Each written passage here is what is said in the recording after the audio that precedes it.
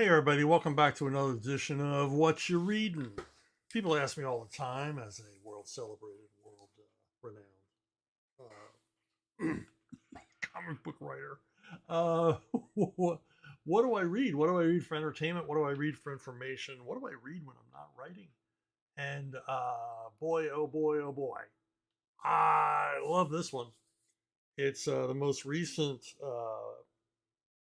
chapter in the life of Nexus, the great superhero, great space traveling Avenger. It's called Nexus Scourge. It was available through a crowdfunding campaign. I'm sure it's available in demand somewhere, or you can pay ridiculously high collector prices on eBay. But that's on you because you missed this. You got to follow Mike Baron's career because he's producing some amazing stuff, and this is top of the heap, top of the charts, cream of the crop. This is pure Mike Baron, assisted expertly by Kelsey Shannon. I routinely embarrass Mike Baron each time we meet with my praise for Nexus. Back in the 80s, I talk about Alan Moore. You can talk about Frank Miller, but everybody in the business knew, all the insiders, Mike Baron and Nexus were the book to beat.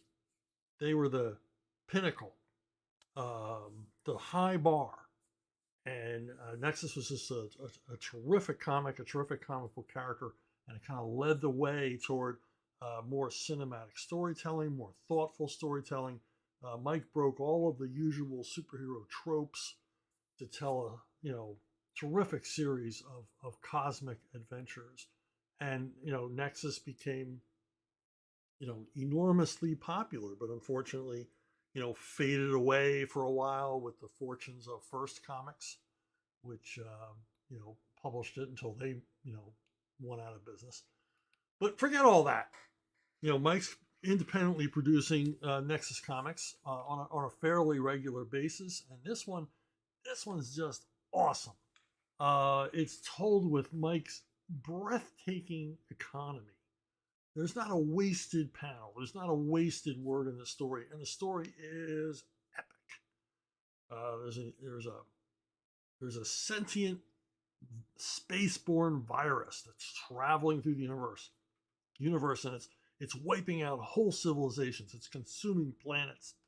Entire systems are vanishing, and Nexus's home planet Wylam is in the crosshairs.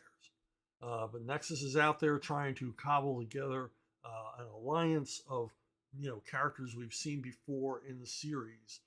Gormando appears, Gnosis, Judah Maccabee has a cameo, even Clone Zone appears. So it's like all of these great Nexus characters. His whole ensemble cast is brought in for this adventure, and it just totally kicks ass. This image is not from it. I had a hard time finding images for this, and I didn't want to destroy my copy by bending it to put it in the scanner. Anyway, I highly recommend it. It's a beautifully packaged hardcover graphic novel, and it's got everything you would want in a Nexus adventure.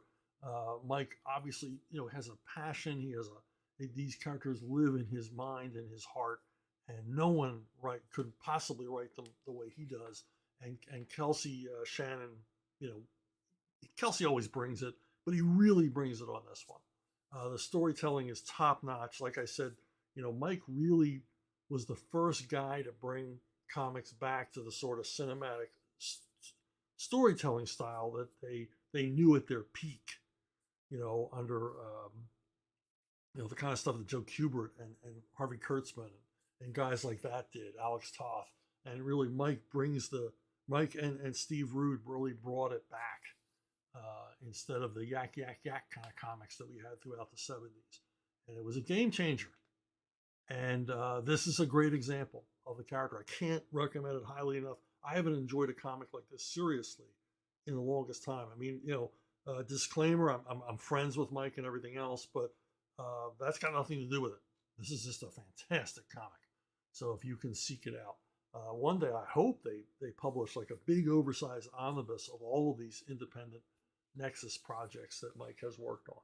He's doing terrific work well, he's always done terrific work, but seeing him untethered to a publisher or the demands of a entertainment company or whatever, and just seeing him just do his thing the way he wants to do it. It's a pleasure to behold. So that's it for me. I'll keep reading. You keep listening.